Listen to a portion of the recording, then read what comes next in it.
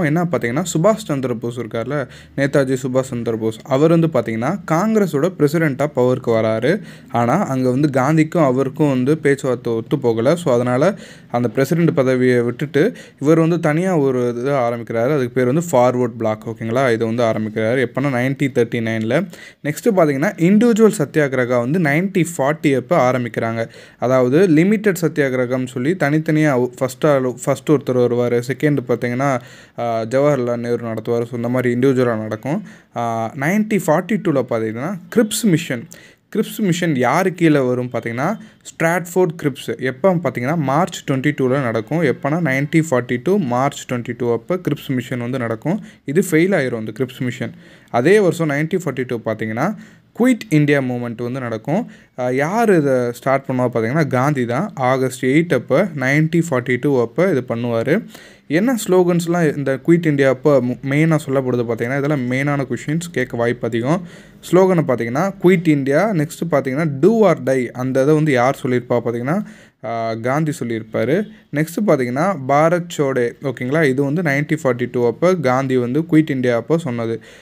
Next பார்த்தீங்கன்னா 1943 அப்போ சுபாஷ் சந்திர போஸ் இருக்கார்ல, அவர் ஐஎன்ஏ, அதாவது ஐஎன்ஏல சார்ஜ் எடுத்துக்கிறாரு. இந்தியன் நேஷனல் ஆர்மியில் சார்ஜ் எடுத்துக்கிறாரு. அதுக்கு முன்னாடி யார் இதை ஸ்டார்ட் பண்ணியிருப்பா, அந்த ஐஎன்ஏ யார் ஸ்டார்ட் பண்ணியிருப்பா பார்த்தீங்கன்னா ஜெனரல் மோகன் சிங். இவர் தான் இனிஷியலாக ஐஎன்ஏ ஸ்டார்ட் பண்ணவர். அப்போ கேப்டனாக யார் இதுக்கு முன்னாடி இருந்தால் பார்த்தீங்கன்னா லக்ஷ்மி சாகல். இவங்க தான் இந்த ஐஎன்ஏவோட கேப்டனாக இருந்தாங்க. நெக்ஸ்ட்டு 1943 அப்போ சுபாஷ் சந்திர போஸ் போய் சார்ஜ் எடுத்துக்கிறாரு. நெக்ஸ்ட்டு பார்த்தீங்கன்னா 1945ல் பார்த்தீங்கன்னா வேவல் பிளான் ஒரு பிளான் வருது. ஸோ அந்த பிளானுக்கு அப்புறம் 1946 அப்போ கேபினட் மிஷன் போடுறாங்க. மார்ச் 24 அப்போ 1946 கேபினட் மிஷன் போடுறாங்க.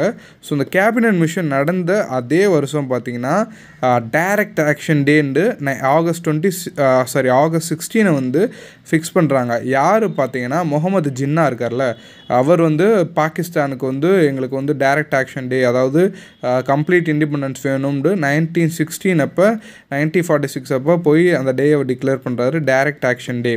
நெக்ஸ்ட்டு பார்த்தீங்கன்னா 1947 அப்போ மவுண்ட் பேட்டன் பிளான் முக்கியமான plan. June 3 Mountbatten plan 1947 அப்போ டிக்ளேர் பண்ணுறாங்க. இது repeated question. Mountbatten plan June 3 1947. ஓகேங்களா?